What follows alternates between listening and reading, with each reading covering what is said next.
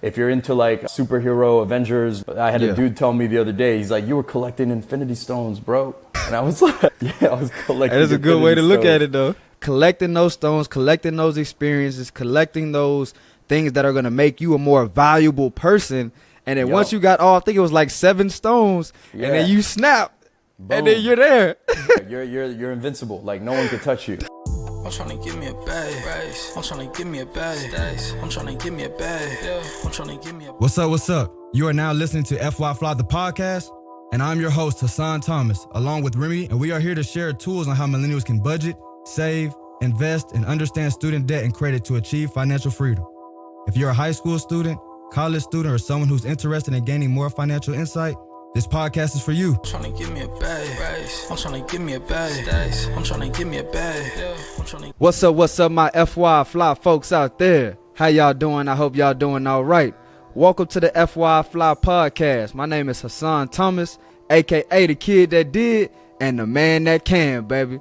And today, we're going to be chopping it up with speaker, director of leadership, and the founder of Next Level Success, Mr. Karl Smith. How you doing, bro? How you doing? I'm doing great, man. I'm doing great. Thanks for asking. It's another day above ground, so every day is a good day. Yes, How you sir. doing, man? Hey, I'm blessed and highly flavored, man. I am highly flavored. I do got the drip on. You see, I got the Dior on, baby. So I do got the drip, but blessed and highly favored, man. Shout out to God. He's working his magic, so I can't complain, man. And happy to be here with you. We originally met at Brendan's networking event, the Business Mastermind. I saw you speaking, man. I had to get connected with you, man. Your energy, your passion, the knowledge came off easy. It came off easy, man. Yeah, no, I love that, man. Same thing with you too, man. I tell people that, we communicate with our energy. So when I basically meet people at networking events, at workshops, at conferences, it's like, yeah, you get to hear what people do. But most people, it's like after 2 minutes, whatever they just told you, their name, what they do, all that is basically like gone past you, right? But what you do care about is the energy. What you care about is like, all right, what's that energy? Vibe. What's that vibe? What's that frequency like between this person? And when you know it's with the right person, you're like, all right, I got to stay connected with this person. And you are one of those people, man. Brendan Boyd, shout out to Brendan B, threw on that event. It was a little pop-up. You showed up and I was like, CEO Sani, I don't know what he does, but I was like, something about him. And I respect it. I like it. It reminds me of the same energy that I have. And we're going to find ways to collab. We're going to find ways to do some things together, man. So appreciate you having me on. 100%, man. Well, we're not at Brendan B's meetup no more. We here at FY Fly. That's and right. What we like to do, we like to skip the fluff and get right into the good stuff, man. So let's take it back a little bit, man. What moment in your life did you really realize the importance of leadership? Because we've always heard, be a leader, never be a follower. We've always heard that, but when did it really click for you? All right, that's a good question, man. And for me, it kind of clicked when I was early on in my journey. So I started off at 18 years old. I was going to college. My parents wanted me to be a doctor. I'm Haitian, right? My parents both came from Haiti, and they didn't know anything about the country, the language, the system, how things work. So when you come in as an immigrant and you want the best for your kids, you're just gonna know with what you know works. You're just gonna go with what you know works. So they're over here telling me, go be a doctor. Because we look around and it's like, this doctor over here seems successful. That doctor over here has a big house. That doctor over there is living on the condo on the beach or drives a nice car. So it's like, if you're gonna have some type of lifestyle where you could provide for your family, they're like, we don't want you to go through a lot of the stuff we had to go through. So go do that. So I'm at 18 years old, right? And I'm going to FIU and I'm studying this biology and I'm studying chemistry and pre-med courses. And I'm like, yo, this too hard. It's not even, it was hard, but the problem was it wasn't interesting. Like for me, like there's some people that go into it, right? And they'll study the biology of plants and the cells and the molecular structure of how things come together. Like, for me, it just wasn't interesting. I knew like, I'm not meant to do this. I'm not meant to be this. This is not what I'm really passionate about. And I'm a passionate guy. So I'm going to school and I'm like, I don't know what I'm supposed to be doing. I just know it's not this. And long story short, I showed up to an event. It was December 2009 and I'm in California. And I get to hear this one speaker speak at this convention, at this conference. And his name's Darren Hardy. and he was the president of Success Magazine back then, right? Okay. And he does this talk, and in this talk for an hour and a half, man, he changed my life, bro. It was like everything that I learned from reading books, listening to audio tapes, going to trainings, everything like was like little pieces. So I tell people that as you're learning different things, you're adding puzzle pieces to your ultimate like picture that you're trying to create. But I got a little puzzle piece here, a little puzzle piece here, a little nugget there, right? If you're into like superhero, Avengers, whatever, I had a dude tell me the other day, he's like, you were collecting Infinity Stones, bro. And I was like, yeah, I was collecting. That is a good way to look at it, though. Yeah, you got to collect Those all your experiences. Infinity Stones. They're experiences because one puzzle piece or one Infinity Stone, right? I learned how to actually sell. I learned how to present and do a sales presentation and like close. But that wasn't enough. Another Infinity Stone or piece of the puzzle was I learned how to actually attract people to come and work with me. So how do I attract the right people? How do I hire the right people? How do I train the right people? Another piece was, okay, you got people to come work for you in your sales team, but how do you manage those people? That's another puzzle piece right there, right? How do you work on your time management and your productivity? Because most people suck at that. That's another puzzle piece right there. Right? How do you work at attracting yourself to the masses so that you can get in front of your right audience and have those people look at you and say, that's the person that I got to work with. That's the expert. That's the authority leader that I got to align myself with. That's another puzzle piece right there. Right? So he's like, man, that's that Infinity Stone, bro. I think that's a great way for people to think about it. Collecting those stones, collecting those experiences, collecting those things that are going to make you a more valuable person. And then once you got I think it was like 7 stones, and then you snap, and then you're there. you're invincible. Like no one can touch you. That's crazy. Right? I like that example. Bro. And it's funny because I don't know if there's 7, but in my business development course, we got 7 areas that you have to master for your business. And the leadership side, we got 7 areas you got to master in order to become that pinnacle, top, ideal authority leader, that invincible leader that has the ability to create anything. Right? So 2.5 years in, I'm at this seminar, this speaker, Darren Hardy, is talking. And when he speaks, man, it was like all the pieces of the puzzle were all scattered.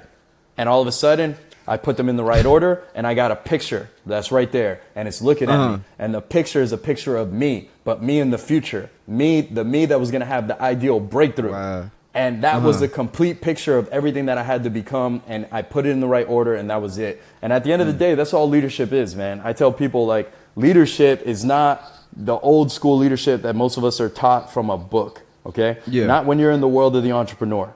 Most people are taught when you go to school, leadership is all about morality and character, be a good person, lead from the front, lead by example. And yeah, that's fine, right?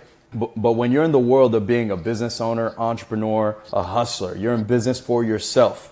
The leader has one job, one responsibility, and that is to produce the results that are expected of you. And leaders find a way to rise above the occasion. They find a way to rise above challenges and get the job done. And everyone else will sit back and they delegate and they blame for why things don't happen. They come up with excuses for why they can't get what they want until a leader comes in that business, that job, that sports team and says, I'm going to take responsibility for switching things up, and they change it. And they make whatever happen. So it sounds like execution is a great quality of a leader. What would you say are some additional qualities that makes a great leader? So that's actually funny. Before I answer that, you actually spot on. Execution is what makes a great quality of a leader, right? Because there was an article written in Forbes not too long ago, a couple years ago, and I read it. And it said, what's the number one reason why business executives are getting fired right now? During COVID and all this stuff, right? You had COVID, you had all these changes happening. What's the number one reason? And the number one reason was failure to execute. It's like when you're the CEO Sani, right? Yes, sir. When you're the CEO of your company and you are working with Megacorp and there's a board, right? And those people have invested heavily into this company, but they got a CEO to actually run it. The board doesn't care that COVID is here. The board doesn't care that they're shutting down businesses or that the economy's changing or that the market's changing. Like, they don't care. What they say is, here are the projections. CEO, we're giving you access to unlimited funding. We're giving you access to all the people that you need. You have to find a way to bring these resources together so that you can make this goal happen. And if you don't, you're out, and we plug someone else in. And so when a company's not doing well, they want to fire the CEO and replace them. When a team, a sports team, right? I'm in the basketball, right? So a sports team's not doing well. They want to replace, not the players, right? You don't blame if a team is not getting into the playoffs year after year after year. You're not blaming the players on the team like most people think. You actually replace the coach. You say, we need new leadership. Quickly. Let's get a new coach in there. Let's find someone who knows how to work with our people, pull the best out of them. Because just to make it into the NBA, you already have world-class talent. You're already the best in the world. So if you're not winning, everyone's got the same, almost the same level of talent. It's just that extra 1%. It's that extra 5% that's going to make the difference between whether you win or lose at the end of the day. The coach is the one that brings it out of you because they're the leader of the organization. And when you take a look at a country, if a country's not doing well, talking about like with the economy, people don't blame the citizens of the country.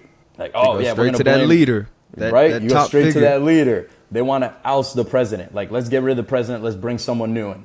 Everyone was so excited. So to go back to your question, what are some of the qualities that make a really great leader? I think there's 4 areas that people have to look at when it comes to the genetic makeup of what's required for you to become a leader that has the ability to create the results that you're committed to and expected to. Okay, so there's 4 categories we talk about. Give it to us.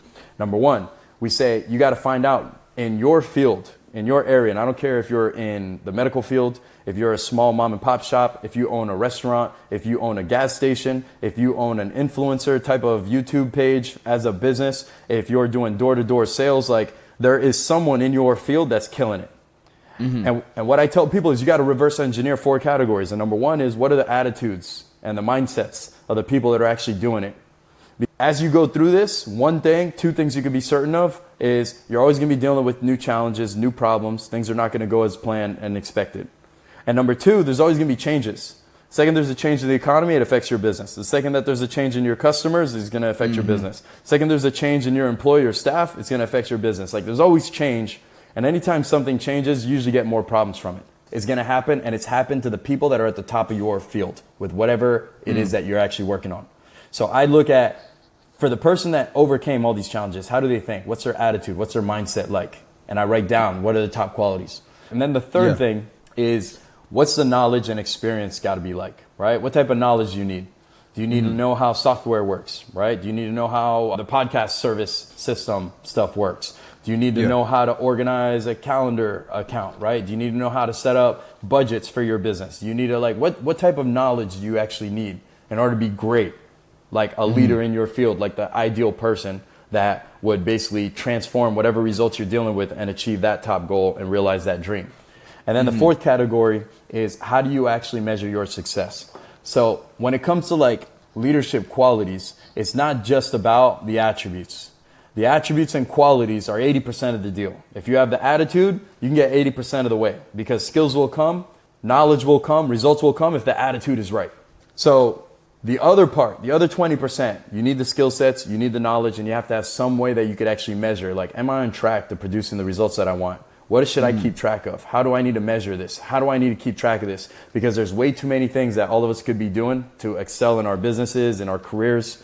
And if we try to focus on everything, you're going to spread yourself thin. You're going to burn yourself out. Okay. But if you know how to focus on the vital key functions, the very few, you're going to focus and put your pedal to the metal, put your foot on the gas for the things that are most important to your business and to your growth. And you're going to explode. And you're going to pass everyone else that's beside you and everyone else that's behind you.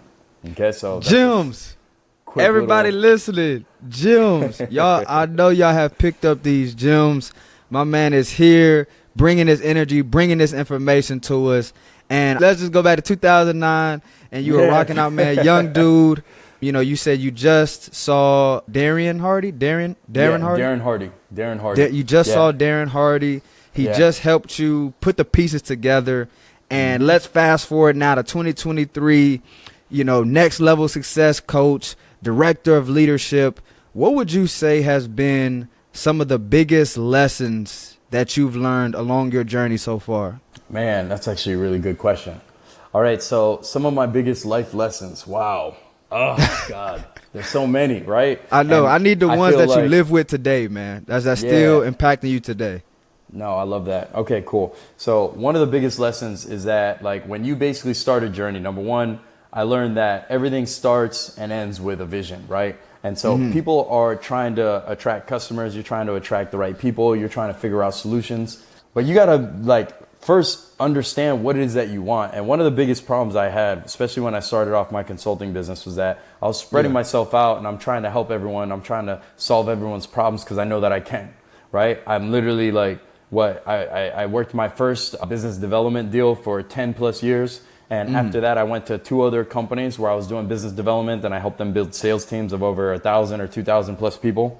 The first company was over 10,000 plus people. And what I learned was I took all that experience, all that knowledge, and I was like, let me just open up my own consulting company, right? So I can go to different companies and I could like really do this instead of focusing on one. I spread myself thin. I didn't have really a clear vision. I just knew I was good at certain things. And that's how I ended up, oh, I'm doing this over here. And I got a credit repair business over here. And then, oh, I'm doing a marketing service over here. And then, oh, I got a coaching business over here. And then, oh, by the way, I'm doing real estate over here. And so there's a saying, right? Jack of all trades, master of none. And some people will say it's still better than a master of one. And I say, not if you're a true master of that one. Like, if you're a master of one craft, like Michael Jordan wouldn't be the best basketball player in the world if he was trying to play basketball and do baseball at the same time and then learn hockey and then learn to do soccer. You can't be the best in the world. Who do people look at, right? When they're looking for a product, for a service, for a person, they're looking for the best in the world. The riches are in the niches. You got to be committed to being in the top 1% because that's when people seek you out instead of you having to worry about how do I justify that I'm worth it? How do I show and explain that I'm valuable? Like, yo, you just got to be the best in the game. Yeah. And so the top 5%. Yeah. You got to be that top 5%, that top 3%, that top 1%. Like, yo, CEO Sani has to be committed to how do I become top 1% out of all podcasters here, right? Yeah. Karl Smith, K Smith Inspires has to be focused every day on how do I become the top 1% of speakers in the world, right? Anybody that's trying to do something, that's how you become recognized. And if you become part of that top 1%, it's way better than being mediocre or average at 5 or 10 or 15 different things. If I'm going That's to a brain surgeon, surgeon, for a lot of folks, man. I'm telling you, like no one's chasing you if you're good at just 5 or 10 different things. No one's looking for you, right? But they are when they're ready about real estate. They're only looking for that 1%. They're looking for that top guy. Who's the top guy? You put into Google, who's the top guy that pops up? Who's the guy that has the following? Who's the guy that's brokering $1 million deals? That's dealing with celebrities. That's dealing with the top entrepreneurs, right? Who's that guy that's interviewing? This is really good because a lot of young folks, man, we have so many different things we want to do. We're multifaceted, and a lot of us, we're good at a lot of different things, you know, but as you're saying, find that thing that you're naturally good at, really build, lock in. What was the word you used? Was that you who said exploit it? You was like find your lane and exploit. I think I was watching some, I don't know if that was you. Me. That wasn't okay, me. somebody was like find your lane and with it, like, you know, maximize. So find whatever lane that you wanna be in and lock in with that, maximize it. Like you've been saying, man, become that expert in that specific lane, and then people want to use you because of the value that you're able to provide in that lane. So that's huge, bro. Yeah, like, bro, if you found out that you had a health issue right now, right, and you needed a surgeon, right? And you got means, you got money, you got finances, you got resources, or you got the best insurance company if that's not the case, right? Are you going to try to go to the doctor, the surgeon that just graduated from medical school, right? They just graduated 2 weeks ago. I got a brain tumor in my head. You're going to be the person that I'm going to use. Now, if it's all you have, right, and he's all you got, then yeah, you're going to go with that person. But if you have the option to choose the person that just graduated or the person that's recognizing for being the number one guy, and $1, not a dime, has to come out of your pocket because your insurance company is going to cover all of that. Who are you going to choose at the end of the day, right? We're going to go get that top 1%. You're going to get the top 1%. Same thing with everybody else or every organization that wants you. Really, whatever field that y'all want to do, lock in, become that expert. And I think I want to reiterate what you said a little earlier about reading those 10. Man, that's going to change my life because honestly, bro, I want to read more. You know, I'm an author and I've said I want to read more. Yeah. But I feel like, oh man, I got to have 30 minutes. I got to have an hour set out to lock in with this book. But now hearing that 10 pages a day, bro, like you said, that only takes 10, 15 minutes max to read 10 pages. Yep. So I think that's going to help a lot of people too, man. And so I really think for everybody listening, you know, we've talked about a lot today, but if you can take away one thing from this conversation and actually implement it, I think you've won. And my man, I have one more question for you. We got our famous final question. I'm going to say two quotes, and I need you to let me know which one is more accurate in your opinion. You ready? Uh-huh. Bet. So the first one is more money, more problems, like Biggie. And the second one is money can't buy happiness. Which one do you agree with more? Money can or money can't? Money can't buy happiness. Wait, more money, more problems, and money can't, like cannot buy happiness. Yeah, money can't. I think both of those are kind of like aligned, right? I mean, they're both kind of like negative point of view just from how I'm like looking at it. Because if it's more money, more problems, you're looking at it as, yeah, you're going to have more problems that are set up, right? You're going to have more challenges that are going to show up because there's more changes, there's more opportunities, there's things that don't work out. So fine, right? And then money can't buy your happiness. So what? You're going to choose to not pursue money? Here's what my mentor told me, right? My mentor told me at the end of the day, money is a resource, right? Money is meant to be used as a tool. That's right. And the tool makes your job, makes your life a little bit easier. You get better healthcare when you have the tool, when you have the resource. You get better education for yourself, for your family, for your kids, when you have the tool, when you have the resource. You get better food that you get to take in. Healthier food, healthier body when you have the money, when you have the resource, when you have the tool. You can live in a healthier environment. You got a healthier environment. You got a better neighborhoods that you basically get to live in, right? And raise your kids in, right? And all that stuff. You got more opportunities that you get to take advantage of. Most people, the problem that they don't get into investing, the reason why they don't get into financial planning, they don't get into financial literacy is because they don't have any money to invest. They don't have a tool. They don't got a resource. And for the ones that do have it, they are afraid to spend that money because it's like, this is all I got. I can't, like, I'm holding on to it. Yeah, it's a scarcity mindset. But what if you had unlimited resources? It's like, let me try this. And if it works, great. And if it doesn't work, okay, great. Let's move on to the next one. And so I think right now, like, yeah, more money, more problems. Like, I don't believe that the money can't buy happiness. I think that's a cop-out that most people actually use as a justification and not do what's required in order to get the job done to attain more money. Like, most people have to realize that you don't have to start at the top to be able to have it. And there's this huge culture that's going on right now where it's like we are shaming and bashing people that have achieved, people that are even trying to achieve, and people that are doing like crazy well, like stupid, like successful people. And we say, look at all these people that don't have. And what you realize when you actually get down to the greedy numbers, the numbers people aren't talking about, is that 80% of people that have that success, 80% of millionaires right now are self-made. And when they say self-made, it doesn't mean that they did it by themselves. What it means is that they're the first generation in their family to actually go out there, do something different, and make it happen. So that's what that means. Because honestly, bro, it was kind of on topic, off topic. I be feeling like nobody is a self-made millionaire. Everyone somebody gave you an opportunity. Totally, you know what I mean? Somebody gave you that opportunity for you to excel. Somebody, you know what I mean? So yes. So I'm glad impossible. I agree with you. It's impossible for you to do it by yourself. Like someone gave you some nuggets. Someone helped you out financially when you were struggling. Someone pointed you in a direction. Someone was helping you out as an assistant or as a partner in the behind the scenes that nobody else is going to see. So in that regards, yeah, you're right. There's nobody that's self-made. You can't do anything by yourself. Nothing that's worth attaining you can do by yourself.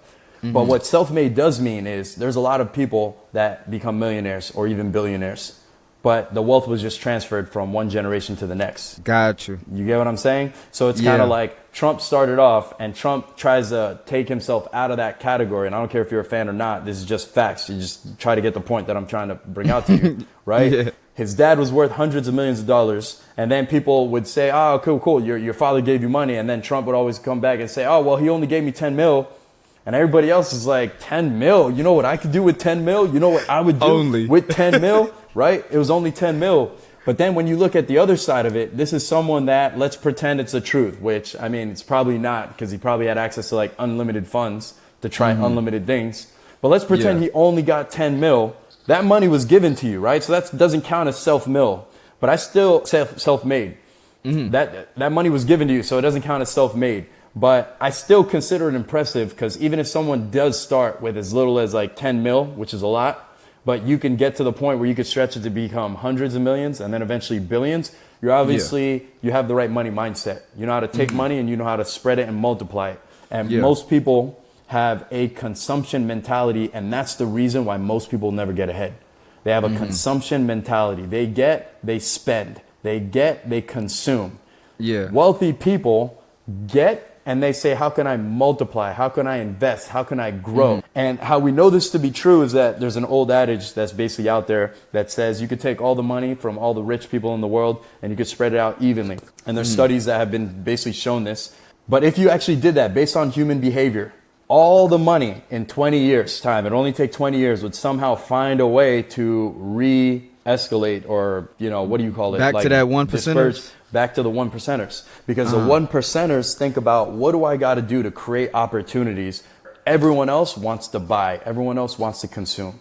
You know what I mean? Nike would find another brand or another company that everyone would want to spend money on. Apple would find a way to create another brand, another business that everyone would want to consume, because that's where their focus is.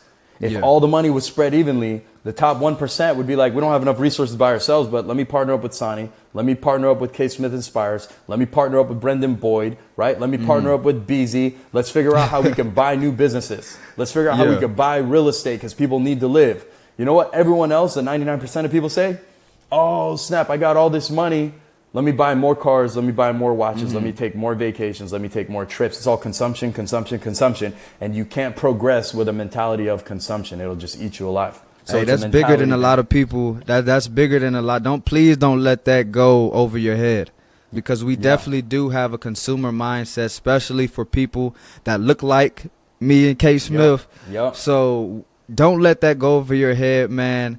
Thank you so much for coming on FY Fly and dropping these gems. Like I said, for everyone, take away that one takeaway, or these couple takeaways that you can really get active with. But man, K. Smith, man, let them know where they can reach you. And if you have any final words, go ahead, man. It's on you. Dope, man. All right, look, final words. For those of you guys that are looking to elevate your results, for those of you guys that are looking to reach that next level of success, stop looking to your left, man. Stop looking to your right. It's you. It's you. It's always been you. You are the problem and solution to every situation going on in your life. And until you get to the point where you can take 100% responsibility, things will not change. For things to change, my mentor said, you're going to have to change.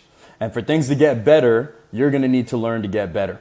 And for things to improve, you're going to need to improve. And the only way that things in your life grow is if you find a way to grow first. And once you grow your level of intellectual knowledge, your skill sets, your character as a person, everything in your life will grow right along with you.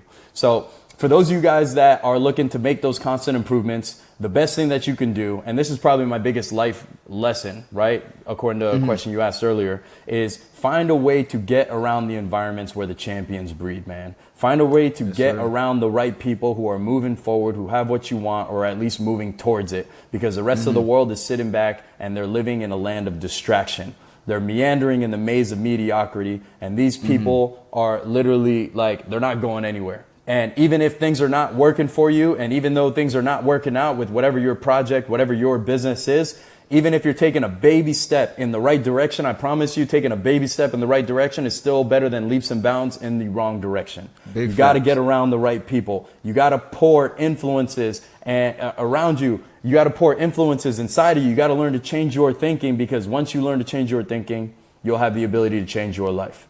So for those of you guys that want access to get in contact with me, visit me at ksmith360.com. I got plenty of tools, resources there for you guys to go ahead and check out. I got events that go on every single month. We got our Success Talks events that happen here in Miami, Florida. We're about to start some in Broward, and eventually we'll basically launch in different cities all over the U.S. But as of right now, get together with like-minded people. Find entrepreneurs, business, sales professionals, influencers, experts that you can create strategic alliances with, that you could find as customers for your business, that you can go ahead and share what you're doing so you can showcase your business and really just like move the needle, man.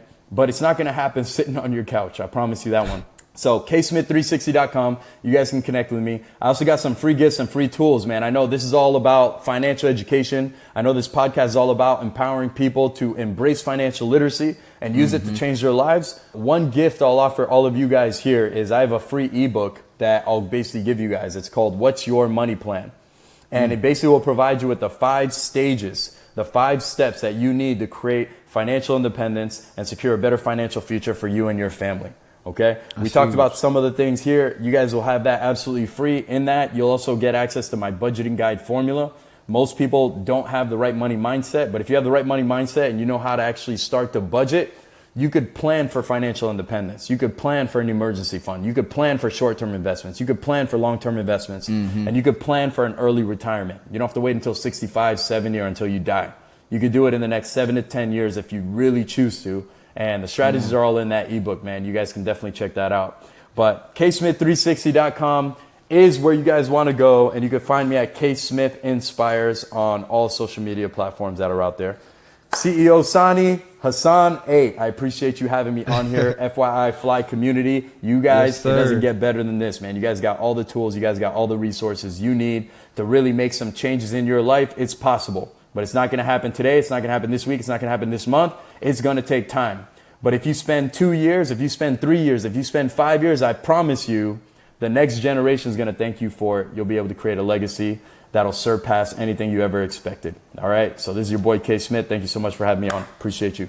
Yes, sir. Yes, sir, man. Thank you so much, like I said, for coming on and dropping these gems. I've been over here just thinking about the last thing you said, man. Still, you are 100% the reason of your problems, and you are 100%. You are 100% the reason of your problems, and you're 100% the reason for your solutions. That should reframe everyone's mindset right there. That's everything. Like, you can't blame nobody else. You are the reason for your success. You are the reason for your failure. It's all on you. That should reframe everyone's mindset, man. Thank you so much for dropping these gems. I can't wait to go back and listen myself and write down everything that we've talked about here today, man. So thank you so much. Everybody listening, y'all already know we need y'all to stay safe, stay invested, and stay FYI Fly. We'll see y'all next week. Thank you all for listening to FY Fly, the podcast, and we hope you enjoyed the show. Tune in next week for more financial literacy insights with our special guests. Please visit our website, social media platforms, and subscribe to our YouTube channel at FYI Fly Podcast. That's FYI FLI Podcast. See y'all next week and stay fly.